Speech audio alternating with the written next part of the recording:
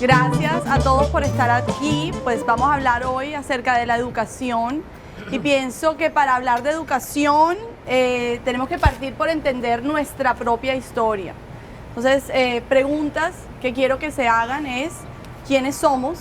¿Verdad? ¿Somos protagonistas de nuestra propia historia?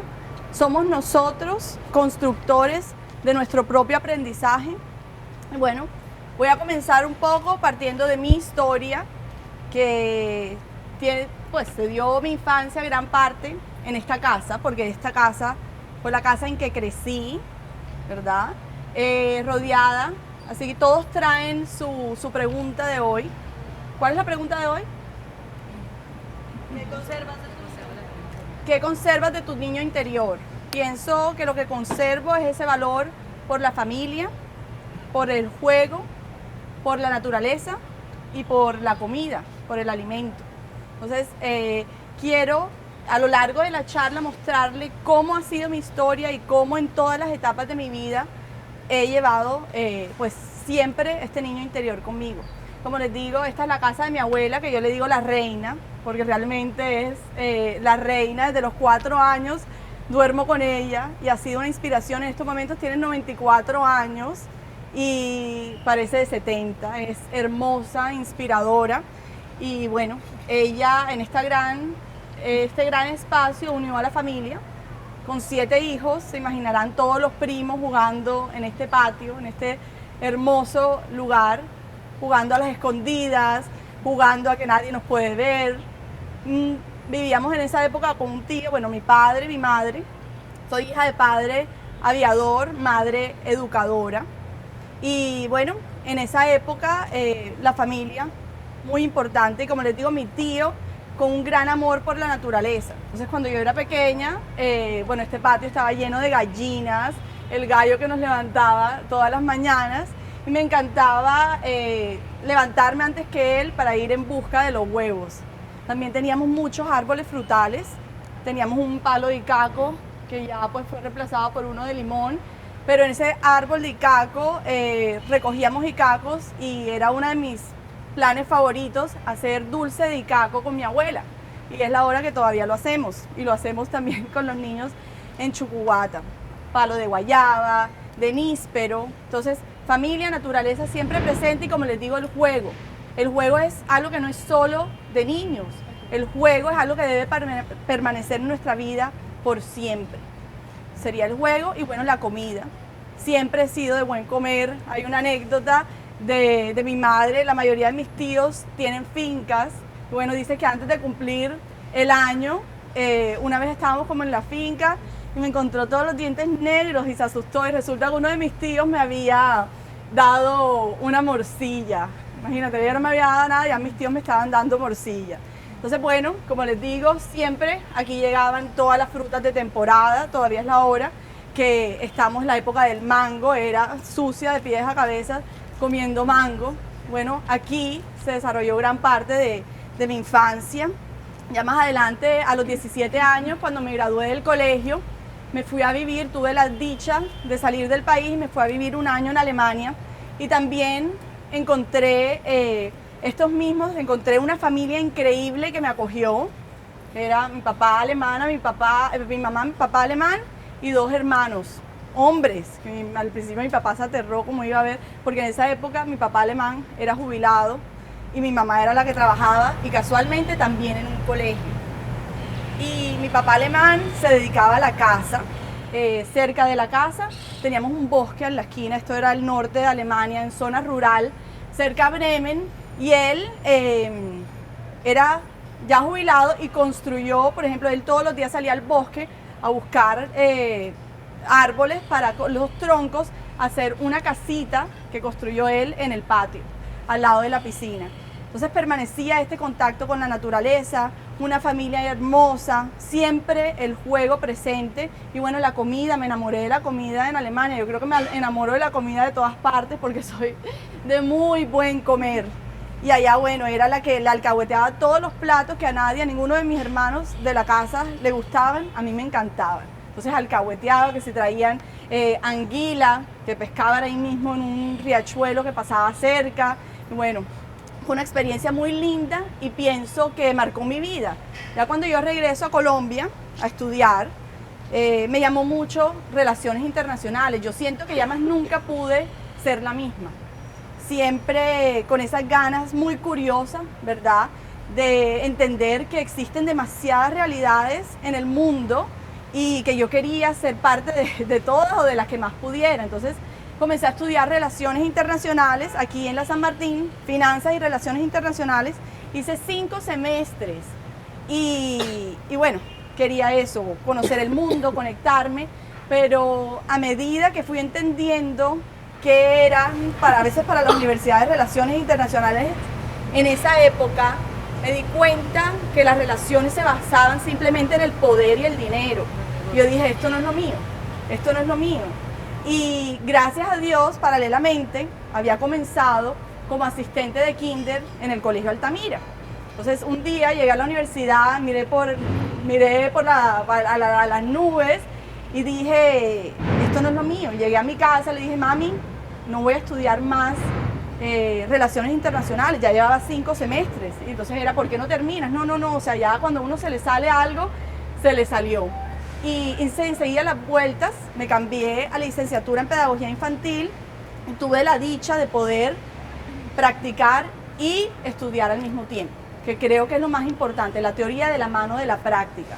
Y bueno, en esa época sí, maestra tradicional, la innovación ahí, en esa época eran las flashcards, eran los últimos libros, ¿verdad?, de pedagogía, pero el maestro un mero transmisor de conocimiento. Me acuerdo con mis flashcards, pasando las flashcards para ver si el niño se sabía la palabra, bueno, en un colegio bilingüe, la palabra car, las palabras, y yo al lado con mis calificaciones. Lo hace, no lo hace, lo hace, no lo hace.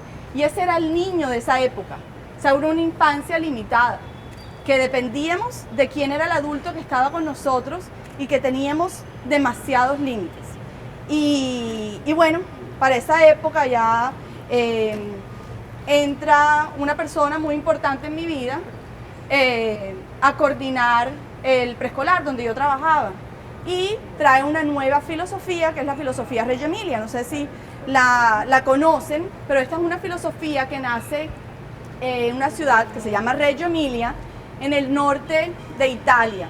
Y esta ciudad, después de la Segunda Guerra Mundial, las madres deciden unirse y construir una escuela, pero una escuela que fuera diferente, una escuela basada en unos principios fundamentales. Uno de ellos, y el que más me marca, es ese niño como protagonista, ese niño como creador de su propio aprendizaje.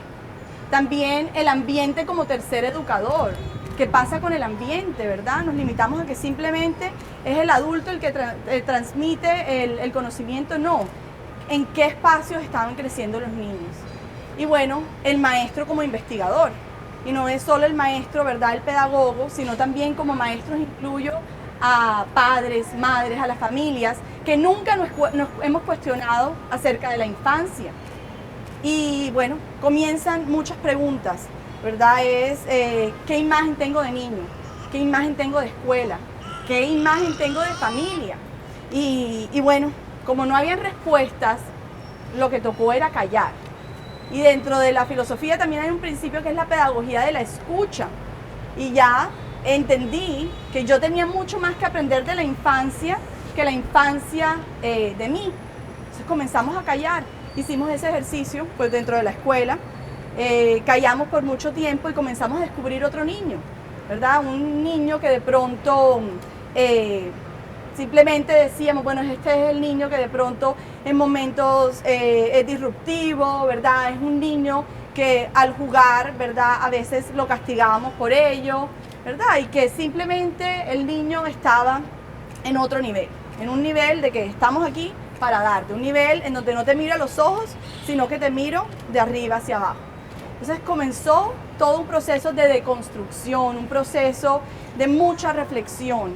Y bueno, en esto aparece una red, que es la Red Solare, aquí a nivel Latinoamérica, que es la encargada de difundir la filosofía Reggio Emilia a nivel de Latinoamérica, pero a su vez está conectado con un International Network de Reggio Emilia, en donde pues somos 34 países alrededor del mundo que estamos trabajando por co-construir una nueva imagen de infancia, de escuela. Entonces comenzamos juntos a trabajar y ya uno no se sentía solo.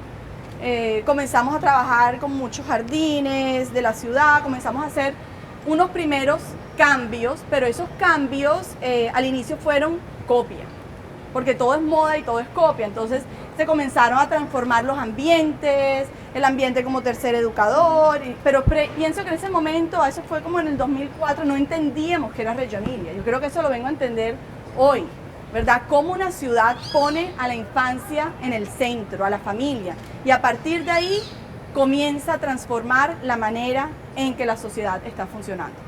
Bueno, trabajamos también en la filosofía Reggio Emilia por proyectos, y los proyectos parten de los intereses de los niños. Y es entonces cuando yo digo, yo quiero mi proyecto, porque yo aquí, pues mis 14 años que estuve en el Colegio Altamira, yo pienso que fui una estudiante más, y que todo lo que soy también se lo debo a lo que viví ahí. Esas, ¿verdad? Esos principios, ¿verdad? De verme como esa ciudadana responsable, ese pensador crítico, complejo, esto lo aprendí en el Altamira. Pero digo, aquí estoy trabajando con 80 niños. Para esa época yo pues estaba dirigiendo el nido con niños de 1 a 4 años, ¿verdad? Que aquí hay algunas madres que son testigos de esto. Realmente yo me quitaba de mi escritorio y las ponía a ellas ahí y les decía, vamos a co-construir. En ese momento no entendíamos muy bien de qué se trataba, pero era eso. ¿Cómo vamos dentro de las instituciones a convertirlas en comunidades de aprendizaje? Y no solo las escuelas, cada una de las organizaciones, de las empresas, ¿verdad? De todos los lugares, ya sea que estemos creando o donde estemos trabajando, todos estos mismos principios que aprendimos de la filosofía Reggio Emilia, hay que llevarlos allá. Tenemos que ser los creadores de nuestra propia historia. Y bueno, comencé mi proyecto de vida conectando, siempre conectando, porque en la vida siempre debemos conectar. Y yo comencé a conectar familia, juego, naturaleza, comida, siempre presentes a lo largo de la vida. Y bueno, comienza Chucuata como un centro también inspirado en unos pueblos en transición en Inglaterra que se llaman los Transition Towns. Mi padre me hablaba de los Transition Towns, busqué qué eran.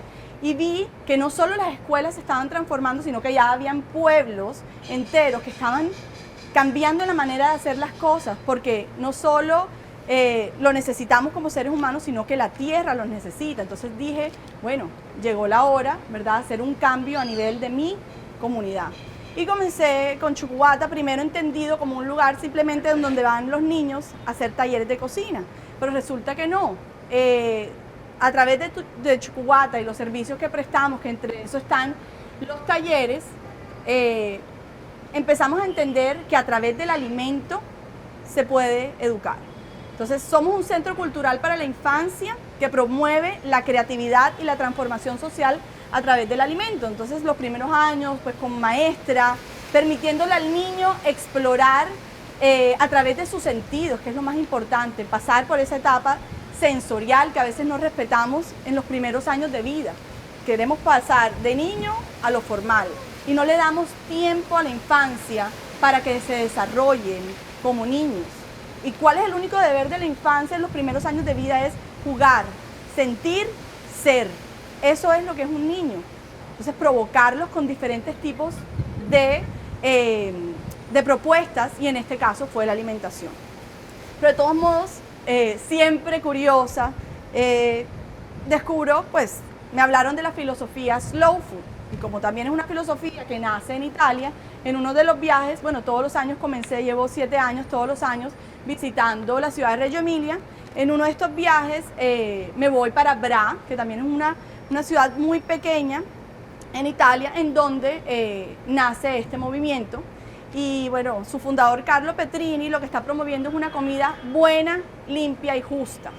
Y bueno, ya entiendo tanto la filosofía Slow Food como Reggio Emilia, porque se habla de hacer política a través de la alimentación y hacer política a través de la escuela y a través de los niños.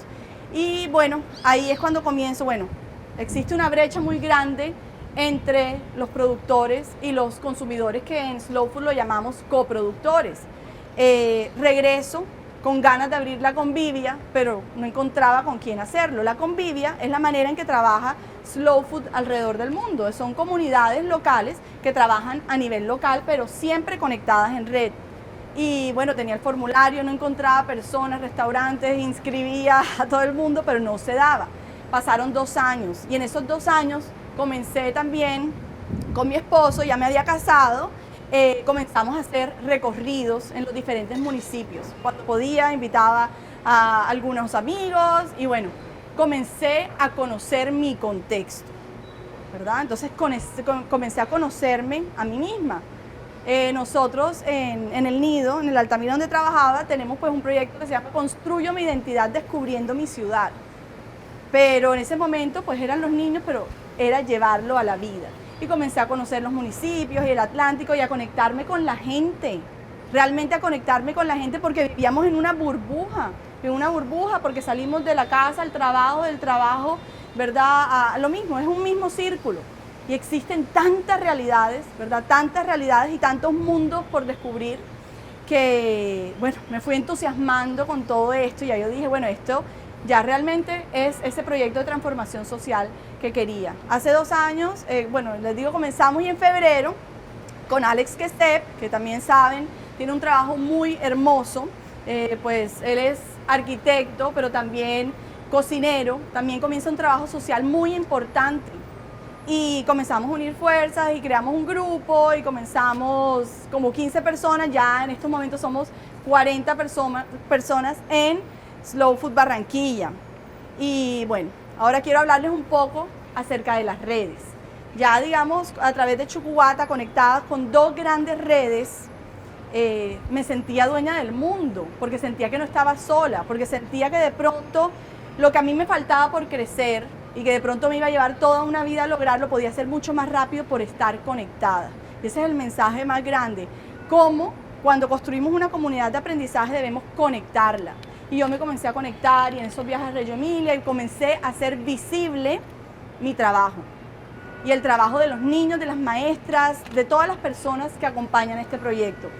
Y bueno, se dio la oportunidad de conocer pues en la India una persona, entonces Chucuata nos invitaron a la India, después estuvimos en Brasil, Costa Rica, Panamá, y más que a transmitir conocimiento, siento que lo que íbamos era aprender. Entonces fueron momentos muy espontáneos con niños, se crearon vínculos muy fuertes con las personas que están dirigiendo estas escuelas diferentes alrededor del mundo y la idea es que esto se siga multiplicando.